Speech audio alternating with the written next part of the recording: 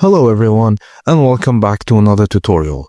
Today we're gonna see how to go live on TikTok. Firstly, open the TikTok app on your device, then tap the plus sign at the bottom of the screen. Swipe left to select live from the bottom navigation and choose an attention-grabbing image and write a catchy title for your stream. Once ready, press Go Live. A countdown will appear and then your stream will start.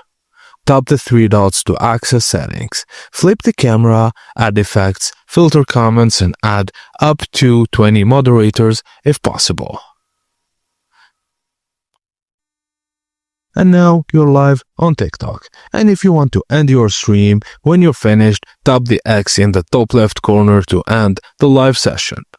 Just note that you must be at least 16 years old and have at least 1,000 followers to go live on TikTok. And that's it, guys. Thank you for watching. And please don't forget to like and subscribe for more.